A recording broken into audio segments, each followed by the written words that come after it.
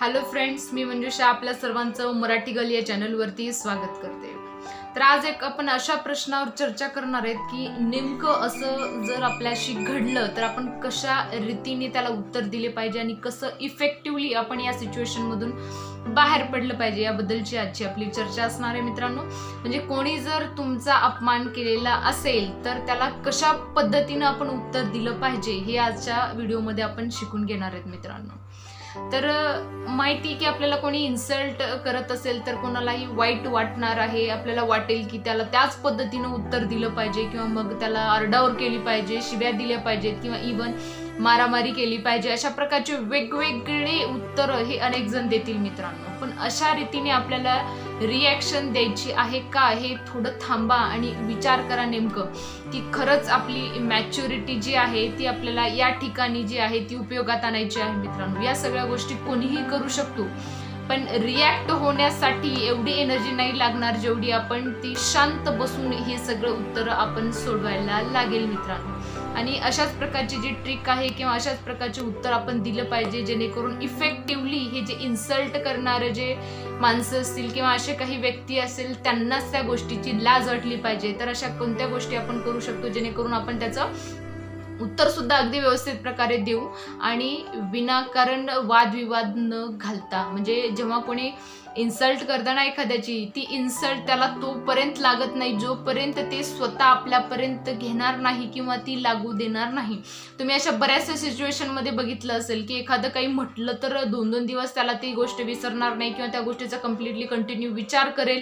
आणि काही अशा माणसं असतील जे लेट गो करतील. म्हणजे हे असं का होतं, काही जण एवढं सिरियसली घेतात आणि काही जण लेट इट गो म्हणून जाऊ देतात आणि मग नंतर पुढचं काम काय ते कंटिन्यू करतात. मग हे असं का होतं किंवा इन्सल्ट करण्यापाठीमागचे कारण काय असतात आणि आपण कशा रीतीने त्याला उत्तर दिलं पाहिजे याचा आपण एक माहिती घेणार आहे मित्रांनो. तर त्याची कारणं काय आहेत ते नेमकं बघूया. म्हणजे इन्सल्ट कोणी का करतं.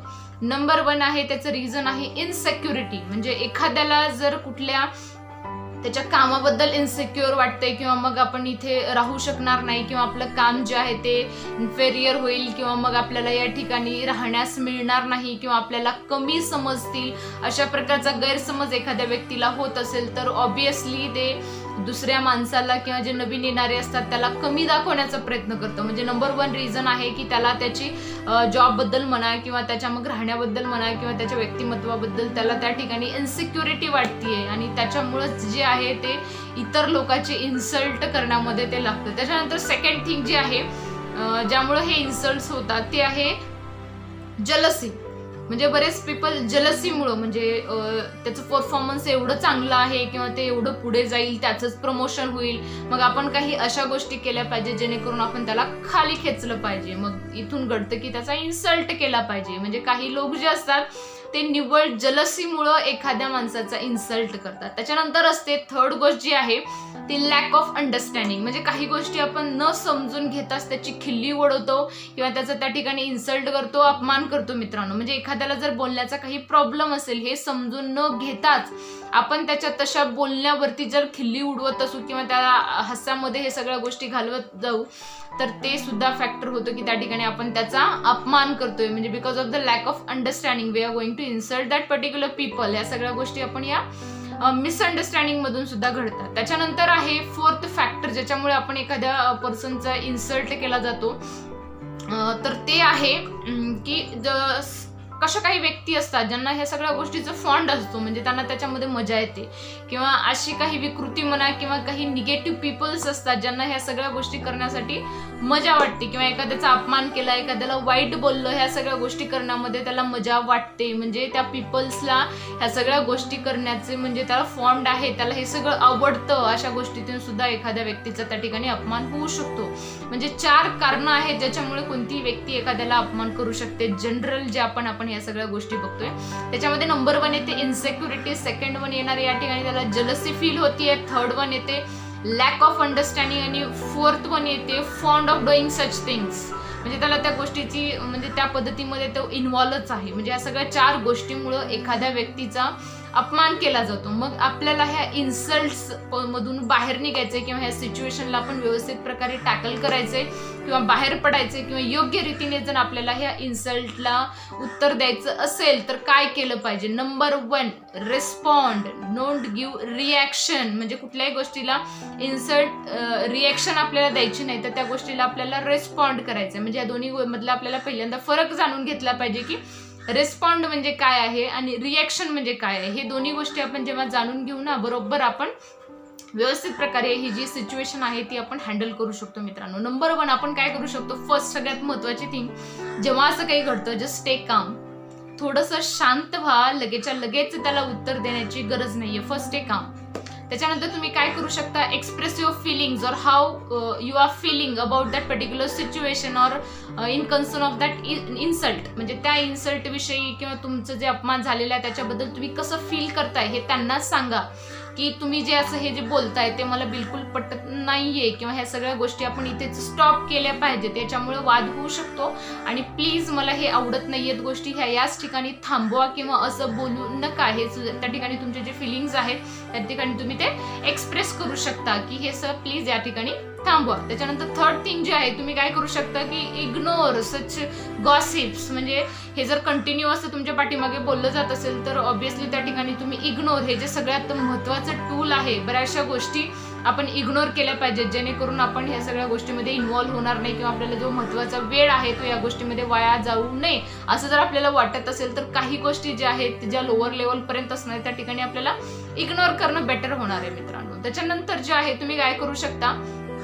की रिपोर्ट इन्सल्ट्स. म्हणजे अशा काही गोष्टी तुमच्यासोबत घडतील समजा, किंवा मग तुम्हाला काही हॅरसमेंट गेलेली आहे किंवा काही शिवीगाळ केला गेलेला आहे किंवा मग ज्या गोष्टी चांगल्या वाटणाऱ्या नाहीये डायरेक्टली तुम्ही त्या ठिकाणी त्या इन्सल्ट बद्दल रिपोर्ट करू शकता. पोलीस स्टेशनमध्ये सुद्धा तुम्ही या ठिकाणची ही सगळी माहिती देऊ शकता, ज्या खरंच तुमच्या आयुष्याला धोकादायक असू शकतात किंवा ज्या खरंच म्हणजे अमानवीय अशा काही गोष्टी असतात किंवा जे तुम्हाला सहन होणार नाही, जे तुमची अस्मिताला त्या ठिकाणी इजा पोहोचते, त्या ठिकाणी बरोबर तुम्ही काय करू शकता तर अशा इन्सल्ट्स तुम्ही त्या ठिकाणी रिपोर्ट करू शकता. तुम्ही त्याच्याबद्दल ऍक्शन सुद्धा घेऊ शकता. बट स्टे काम, म्हणजे शांतीनं तुम्ही हे सगळ्या गोष्टी या ठिकाणी सोडवू शकता. त्याच्यानंतर इंडल्जन्स सेल्फ केअर. पहिल्यांदा आपल्याला ठीक आहे या सगळ्या इन्सल्ट झाली आहे आपली आणि त्याच्यानंतर आपल्याला पुढे यातून मार्ग काढायचा आहे, त्याला रिस्पॉन्ड सुद्धा करायचा आहे, पण पहिल्यांदा आपली सेल्फ केअर घेऊन म्हणजे आपण सेफ साईडला असलं पाहिजे.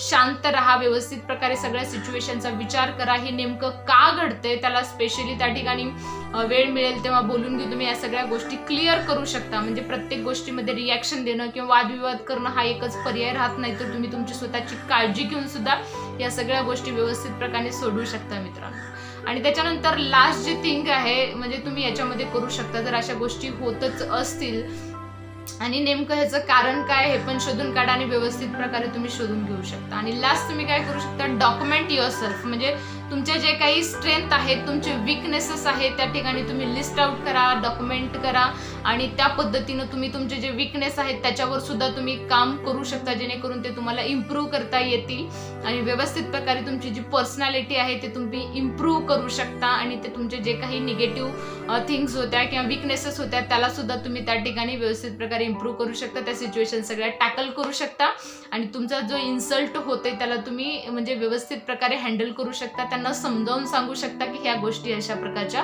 होऊ नये. म्हणजे आपण सगळी आपली स्वतःमध्ये इम्प्रूव्हमेंट करायचंय, ते पण शांत प्रकारे शांत राहून आपल्याला कुठली रिॲक्शन द्यायची नाहीये. म्हणजे रिस्पॉन्ड करायचंय आपल्याला, कशा पद्धतीने आपण सिच्युएशन हँडल करू शकतो या गोष्टीचा विचार करायचा आहे आणि ही जी गोष्ट आहे ती कितपत सिरियस आहे, कशा पद्धतीनं आपल्याला रिस्पॉन्ड करायचं ह्या सगळ्या गोष्टी ठरवून.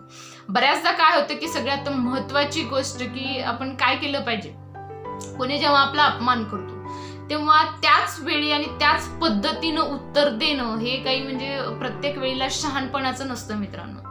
त्यासाठी तुम्ही काय करू शकता, काही वेळ थांबा, वेळ द्या त्या गोष्टीला. सगळ्यात महत्वाचं, एखाद्याला सांगायचं असेल की तुम्ही माझा अपमान केलाय पण मी स्वतःमध्ये कशा पद्धतीची प्रगती करते, मी समोर जाण्यासाठी काय करते याच्याकडे लक्ष द्या तुम्ही.